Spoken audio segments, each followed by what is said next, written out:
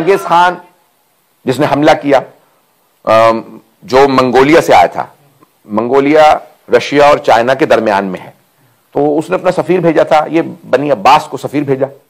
तो पुराने जमानों से ही एक उसूल चला आ रहा था कि सफीर को अमान रहती थी। सफीर, आपकी जंग भी हो, अगर सफीर आएगा तो सफीर को कोई नहीं कुछ कहेगा। न जाने मुसलमानों को किस सफीर को मारने की सजा मिली। उस सफीर हुसैन को लोगों ने मारा था ना, तो फिर ऐसी इनको सजा, ऐसी बुरी आदत पड़ी कि हम सफीरों को मार दिया कर। सफीर हुसैन थे, इमाम हुसैन अलैहिस्सलाम ने सफीर भेजा था अपना।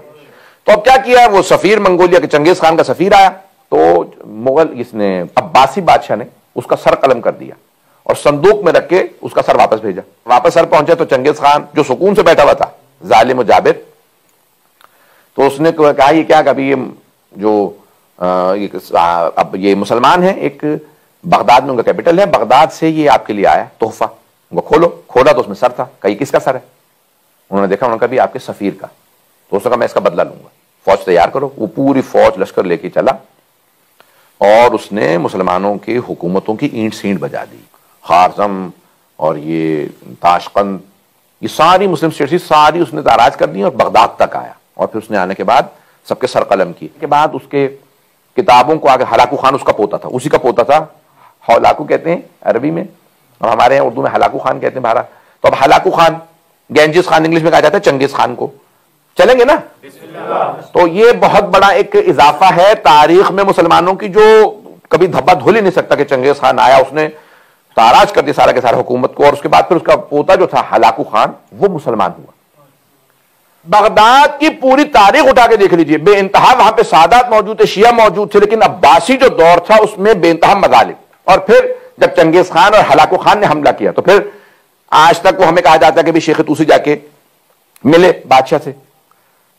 अल्लामा हिल्ली कहते हैं कि जनाबे अमीर प्रिडिक्ट कर गए थे, मौला की हदीस में जो पेशन गोइयां हैं उनमें से बता दिया था कि हदक, जिनके कांधे चौड़े होंगे, आंखें ऐसी होंगी और चेहरे पे ज्यादा बाल नहीं होंगे, जब वो हमला करें बगदाद पे तो उनके मुकाबले में ना आना, मौला का फरमान। अल्लामा हिल्ली कहते हैं कि कमाल है शेख तूसी का कि उन्होंने देखने के बाद फौरन का वो जो मौला कह गए थे इन्हीं से मुताल्लिक है। पता नहीं लोग हैं या नहीं। भाई हदीस तो हर आदमी पढ़ता है, तत्बीक करना बड़ा मुश्किल हो जाता है। इंप्लीमेंटेशन ऑफ हदीस जो है ना वो बहुत मुश्किल काम है कि ये वही दौर है जो मौला ने कहा था या नहीं है। मैं पहुंचा पा रहा हूं?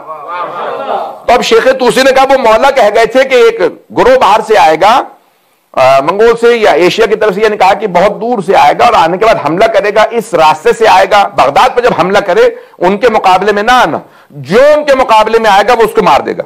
ये चंगेज खान से मुतालिक है। तो शेख तूसी ने फौरन आने के बाद कहा भाई बात सुनो, हम रुकावट नहीं बनेंगे, बस इतनी इजाजत दे दो, तुम्हारे जो लोगों ने ये जो बगदाद के अंदर किताबों की किताबें सारी दरिया में डाल दी दजला में, कि दजला का पानी स्याह हो गया क्योंकि स्याही से लिखी जाती थी।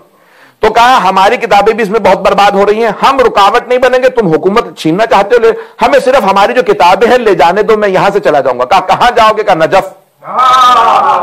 अजीजाने गिरामी, जहां पे स्टेट कैपिटल्स होते हैं उससे एकेडमिक कैपिटल्स को अलग रखना चाहिए। ये नजरिया दिया शेख तूसी ने। ऑक्सफोर्ड, कैम्ब्रिज, जर्मनी, फ्रांस सब ने बाद में फॉलो किया है। पता नहीं लोग हैं या नहीं है। पूरी तारीख पेश कर रहा हूं आपके सामने। सबसे पहले कहा कि जहां स्टेट कैपिटल हो, जहां दारुल खिलाफा हो, दारुल हुकूमत हो सियासी, उससे अलग रखो एकेडमिक कैपिटल्स को। कहा क्यों? कहा जब भी सियासत में तब्दीली आएगी, हमले होंगे दारुल खिलाफा पे होंगे और इल्मी मैदान में नुकसान होगा, इसलिए हमने अलग कर दिया। का फिर आपका उसूल क्या, प्रिंसिपल क्या? क्या नजफ क्यों गए? क्योंकि वो बाबे फजीलतुल इल्म है। सारी लाइब्रेरी उठा के ले आए नजफ अशरफ, और आज भी जाएंगे तो बाबे तूसी से जब आप हरम में बाहर निकलेंगे, जो अब आप हजरत हूद और साले की कब्र के लिए वादी सलाम की तरफ जाते हैं, वो बाबे तूसी है। तो उल्टे हाथ पे आपको एक ग्रीन रंग का डोम नजर आएगा, वहीं अंदर शेख तूसी की कब्र है। वही लाइब्रेरी बनाई थी उन्होंने, वही जामे तूसी है, और वहीं पे उनका घर था जो उन्होंने आबाद किया। कहा कि अब यहां पे हौज है, जिसने पढ़ना होगा शिया उलूम को वो नजफ आए। आज 1000 साल से ज्यादा उसकी तारीख हो चुकी है जब शेख तूसी ने हौजा इल्मिया नजफ अशरफ की बुनियाद रखी। ये इराक की तारीख में से हमारा एक बहुत बड़ा विरसा। जैसे गिरामी, शिया जो है तारीख पूरे हौजे की वो नजफ अशरफ बहुत बड़ी हमारी तारीख है, 1000 साल। चंगेज खान का जो पोता था हलाकू खान, उस हलाकू खान का परपोता, हलाकू खान को मुसलमान किया तो किसने? शियों ने। यह भी कोई नहीं बता देगा आपको कि शेख तूसी ने उस हलाकू खान को मुसलमान किया, लेकिन यह नहीं बताया कि शिया सुन्नी होते हैं बका मुसलमान हो जाए, क्योंकि उसमें मसलहत नहीं थी, क्योंकि तमाम के तमाम जो बनी अब्बास का दौर खत्म हो रहा था, वो सब के सब दर पे थे शियों के, और शिया तक़य्ये में थे ज़्यादा, तो उनके पास उस वक्त मसलहत नहीं थी कि खुल के बता सकते कि हम लोग अलग हैं और बाकी लोग अलग हैं। बात पहुंच रही है? शियों का कंट्रीब्यूशन बता रहा हूं मैं, अपनी हम बात कर रहे हैं, किसी और से तो कुछ नहीं मुताल्ले कह रहे हैं। तो गिरामी, हलाकू खान का परपोता, ग्रेट ग्रैंडसन, एक होता है ना ग्रैंडसन, हलाकू खान ग्रैंडसन है चंगेज खान का, और हलाकू खान का ग्रेट ग्रैंडसन है सुल्तान मोहम्मद खुदाबंदा, सुल्तान मोहम्मद खुदाबंदा। अब ये फार्स हो गए थे, ईरान में पूरी बादशाहत इसकी थी, जिसका बड़ा मशहूर वाकया है कि जब वो अहले सुन्नत से थे और वो ईरान में शिया कैसे बने सब के सब, तो उसने, आपको पता है बादशाहों को अक्सर मगलूबुल गज़ब ही रहते हैं, तकब्बुर तो होता ही है, तो हर आदमी को डांटते रहना, हर एक को डांटा, तो गुस्से में कहीं मलका से लड़ाई हुई तो उसने कहीं कह दिया तलाक तलाक तलाक। वो गुस्सा ठंडा हुआ तो फिर जो दरबारी मुल्ला थे उनसे पूछा कि भाई ये इस तरह से मेरे से वाक़या हो गया, मैंने गज़ब में आके अपनी ज़ौजा को तलाक दे दी। वो कहते तलाक हो गई है, अब जो है वो किसी और से शादी होगी, फिर वो तलाक देंगे, इद्दत के बाद फिर आप शादी कर सकते हैं। जो आप सारे मसाइल जानते हैं, मुझे बयान करने की जरूरत नहीं। बादशाह ने कहा तौहीन है मलका कि मैं किसी और से शादी करूं। वजीर तक़य्ये में था, सुल्तान मोहम्मद खुदाबंदा का जो वजीर वो शिया थे, तो उसने कहा भाई ये बहुत बड़ा मसला खड़ा हो गया मेरे लिए, अब क्या करूं मुझे समझ में नहीं आ रहा। तो उन्होंने अपने अंदाज से कहा हल है, क्योंकि शिया थे, उन्हें पता तो था मसला कि ये मसला हमारे हिसाब से गलत है, इसका हल है, लेकिन जिसके पास हल है ना वो इराक में है। क्या नाम, क्या का उनका नाम है अल्लामा हिल्ली, हसन इब्ने यूसुफ इब्ने मुतहर हिल्ली। तो कहा तो हल है तो क्या हुआ, मतलब इराक में हो, हम सारा खर्चा देंगे, उनको बुला लो। कहा लेकिन ये जो आपके दरबारी मुल्ला है ना, ये उसे पसंद नहीं करता। ये नहीं बताया क्यों, कि भाई शिया है, राफजी है, क्या है। कहा भाई क्यों पसंद नहीं करते? कहा ये मैं नहीं समझ सकता, ये तो मौलवी समझेंगे। वजीर को ये पता था अगर अल्लामा हिल्ली आ जाएं तो वो खुद मसला हल कर लेंगे, दरबारियों से उन्हें डील करना आता कि कैसे मुकाबला किया जाता है, कैसे इल्मी अंदाज से उन्हें खामोश करना। का ठीक है बुला लो। तो अज़ीज़ जाने गिरामी, अब ये अल्लामा हिल्ली जो है 726 हिजरी में उनका इंतकाल हुआ, 726। ये अब दौर है जहां पे तशय्यो खुल के सामने आया। उन्होंने बहुत खुल के इब्ने तैमिया, जो उनके जमाने में यानी वहाबी जो आज कहा जाता है तकफीरी या वहाबी सोच, इस सारे के साथ टीवी पे जा रहा है, मुझे परवाह नहीं है अब। तो अब ये जो पूरा का पूरा फिक्र है, जो सारी किताबें हैं, वो मोहम्मद इब्ने तैमिया ने सारी किताबें लिखी। ये जितने भी ये नजरियात, जो वहाबी नजरियात, उनका बाप माना जाता है। सबसे पहले उन्होंने जवाब लिखे अल्लामा हिल्ली ने, और उन्होंने ऐसी ऐसी किताबें लिखी हैं फिक्र में, उसूल में, कलाम में, रिजाल में, कि कलाम के अंदर अगर आप सिर्फ इनका सोच लें कि कश्फुल मुराद जो उन्होंने सिर्फ एक शरह लिख दी है बाब हादी अशर, कि किताबें पढ़ने के लिए कई बरस चाहिए, और उनकी एक किताब है जो किताब का नाम है अल्फैन, 2000, अल्फ कहते हैं ना, उर्दू में कहते हैं अलिफ लैला व लैला, नहीं अल्फ लैला व लैला, अल्फ कहते हैं हजार को, 1000 और एक रातें, 1001 नाइट्स। तो अब उन्होंने लिखी किताब अल्फैन, 2000, 1000 दलीलें कि अली अफजल तरीन बशर है बादा पैगंबर, और 1000 दलीलें कि खलीफा बिला फसल है। नहीं है लो,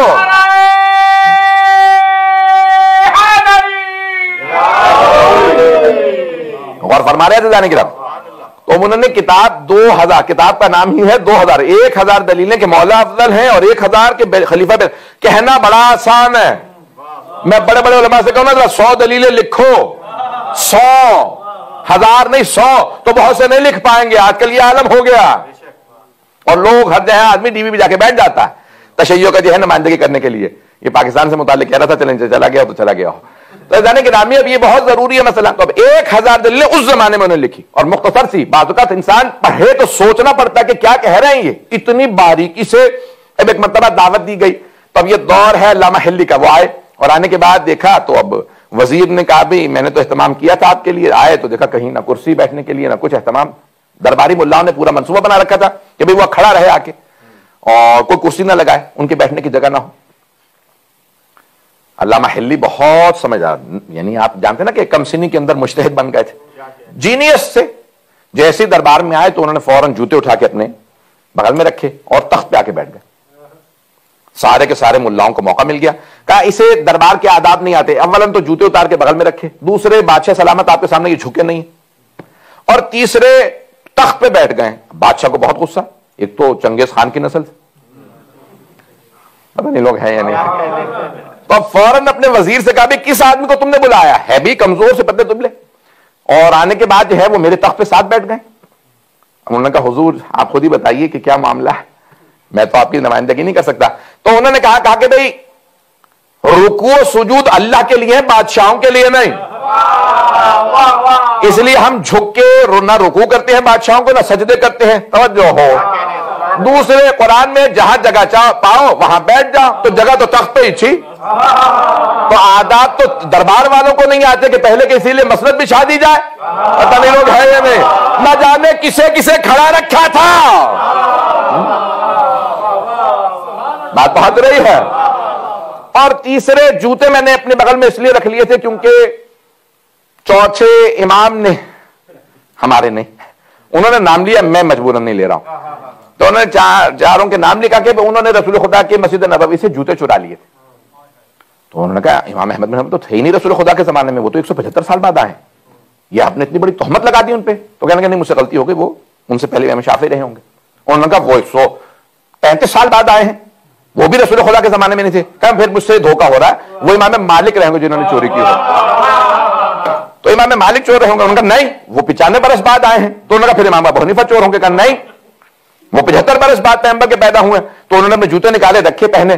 कहा इन चारों ने खुद ही बता दिया कि 75, 95, 135, 175 साल बाद पैगंबर क्या। मैं जिस इमाम का मानने वाला हूं वो मक्के में भी साथ थे, मदीने में भी साथ थे, सफर में भी साथ थे, हजर में भी साथ थे, वो जंग में भी साथ थे, सुलह में भी साथ थे, घर में भी साथ थे, मस्जिद में भी साथ थे, फर्श पे भी साथ थे।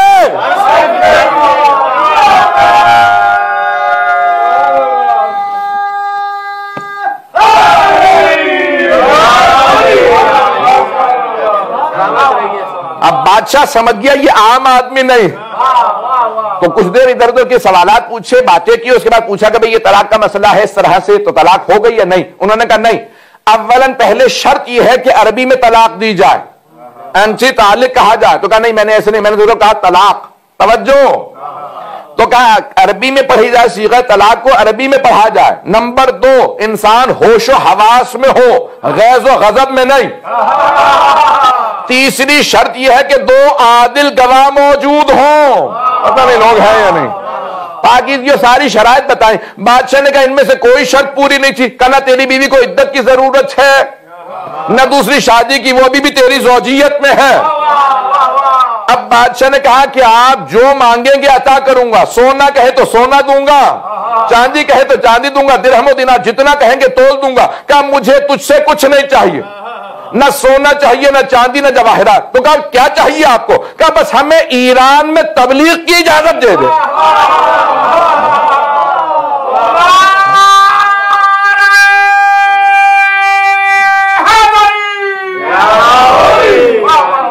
चलते रहेंगे मेरे साथ। कहा हमें ईरान में तबलीग की इजाजत दे दे। कहा कि ठीक है जहां चाहे तबलीग कीजिए। बाकी सबने कहा नहीं तुम नहीं जानते, ये धोखा दे रहा है, ये राफजी है। अब बादशाह को मालूम नहीं लगा राफजी क्या होते हैं। उन्होंने अल्लामा हिल्ली ने कहा जिससे कहो मेरे मुकाबले में ले आओ, मैं बैठ के यहां दिफा करने के लिए तैयार हूं। उन्होंने छेड़ के गलती की, वो समझ नहीं रहे थे हम भीड़ों के छत्ते में हाथ डाल रहे हैं। उन्हें नहीं पता था ये अल्लामा हिल्ली है। मनाजरे जब एक आलिम हारा, दूसरा, तीसरा, चौथा, जब सारे के सारे हारने लगे, कहा बुलाओ इब्ने कसीर को। उसने आके कहा इतने से आदमी से मेरा मनाजरा, ये पतला दुबला छोटा सा। कहा इतना छोटा इसलिए हूं कि अना इब्न वाहिद में एक का बेटा हूं, तो इब्ने कसीर है।